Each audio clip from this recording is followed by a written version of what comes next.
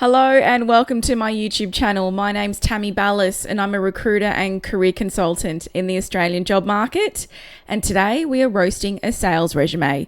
Now, before we get into it, I just want to let you know that these are just my opinions, not advice. Please do your own research. Let's get started. So what we're doing in this resume video is I'm going to roast this resume, and I'm also going to show you a version that I've written that will more likely be successful in the Australian job market. So let's do that. Got my glasses on. So this is a resume that is a sales resume. You will see this type of resume on Canva, on Etsy. They all call it an ATS-friendly resume. Technically, it's not. This is a creative style resume. It's terrible for information. It's hard to read. Let's go through everything that's wrong with it. So the format is terrible. I would never ever suggest using this because it's ugly. You might think that adding a pop of color makes you stand out, but it's wasting a lot of space. So number one, the profile picture. Believe it or not, I've received resumes with profile pictures like this one, and this person's wearing a boob tube, but she looks naked. Don't ever do that. Be smart. Take your profile picture off. No one needs to see what you look like. You are trying to get a job based on your skills and experience. This opens up the doors to discrimination. The only time you need a profile picture is when you've got a media kit, you're applying to a job as an influencer, journalist, that type of situation. The About Me section, terrible. Again, you don't need this. This is a waste of space. I take pride in understanding client goals. That's great. That should be demonstrated in your skills and experience. So, waste of space. What I also don't like is how they've got the person's name and the job title, which is fine. The contact details are all the way down here. They should be underneath the person's name, because when a recruiter or hiring manager wants to call you, they're going to go straight to the top of the page. It's the way that they read resumes. Then we've got a waste of space here with skills. These are soft skills. No one cares. No one searches these. This is just filling up your resume to make you sound smart and glorifying your experience. And they've got a language section down the bottom. Now, the only thing with this is, I do think it is a waste of space. Again, we are not in a day and age where multiple languages are going to be beneficial for a job. If the job asks for it, yes, then put your second, third, fourth language in there. Otherwise, take it off. It's not needed. Okay, back up to the top. So they've put education here. So number one, they've put the dates. This ages the candidate. Number two, they've put the university marks. No one cares in Australia. This isn't important. Take it off. They've also got here professional experience, which is minimal and tiny. It's drabby. There's nothing here that really makes the candidate stand out. You know, look at this bullet point. Developed and executed sales strategies resulting in a 25% increase in annual revenue. That's great, but talk about the sales strategies that you executed to get that number, to get that increase. And the same goes here with this job, sales associate at a washing machine company. And they've got the same, right? Managed a portfolio, 50 plus clients, achieving a 95% customer retention rate. That's what's so great about that. So when you're writing your bullet points, you need to make it a little bit more detailed. Your achievements need to be impactful, not just fluff. So overall, I would never ever use this resume, but do be careful because you will see this on Canva, you'll see it on Etsy. I'm not saying that those platforms are terrible. Canva, I love Canva, but they're a marketing platform, so they're going to gear their resumes towards marketing type resumes. These Etsy stores or digital downloads, they're not recruiters, they're not hiring managers. They're just people that have got a side hustle, which is fine, but they're misleading you in the job market. So be very, very careful. These aren't ATS friendly. What is an ATS friendly resume?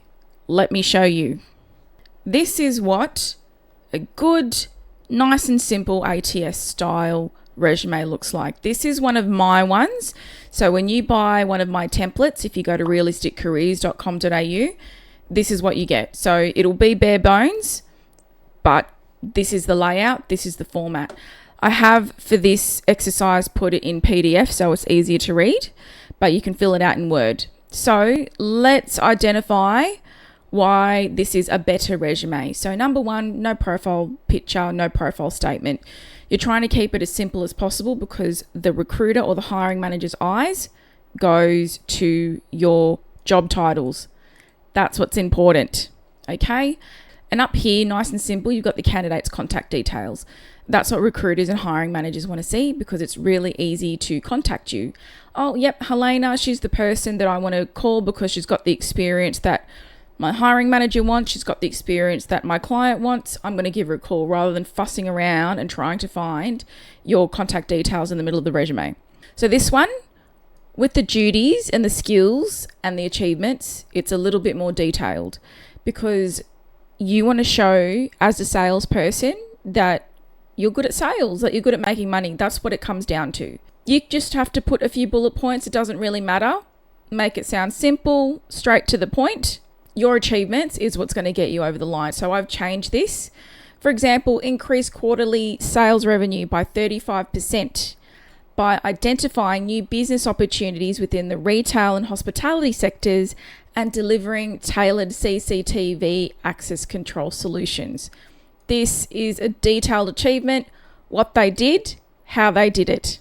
That's all you need to say. No gibberish, no fluff, nothing that's ambiguous. Get straight to the point, show how you made impact.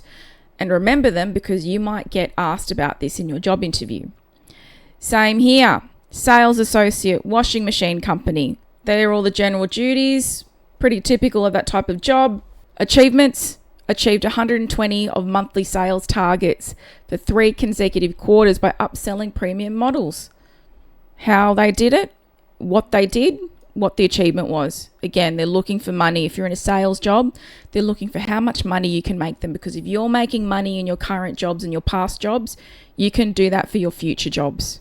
Education down the bottom here, Bachelor in Marketing, Bachelor in Sales and Commerce, no dates, straightforward.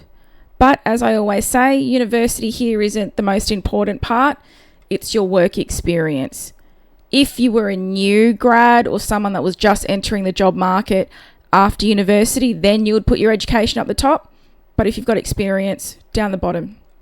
Okay, then we've got additional education and certifications. So while you're at work, you're probably going to training seminars. Put that in. This is where you put the years. So in saying that, I would put within 5 years to show that they're recent. Certification and licenses. If you're a sales rep, you need a driver's license. And this is specific to the job. And then the technical skills. For a sales job, they usually look for Salesforce. Okay? That's all you need to do. Straightforward, straight to the point, nice and simple. And more importantly, this is really easy to read. I know people think that the ATS system filters out your resume. Yes and no, depending. But remember, when it gets in front of someone's eyes, it needs to be legible. It needs to be easy to read within 6 seconds because they're not reading it word for word. They're skimming through it in 6 seconds, okay? And so once the information jumps out at them, your experience, then they'll read it and then they'll forward it to their hiring manager or they'll ring you for a phone screen and book you in for an interview. That's how I would write that resume. And if you're looking for that type of resume, go to realisticcareers.com.au and you're looking for the general ATS resume. So thank you so much for watching. I hope this video helped. If you resonated with this or if this helped you, like and subscribe because there's more coming. And if you're in the job market, I hope you get hired soon.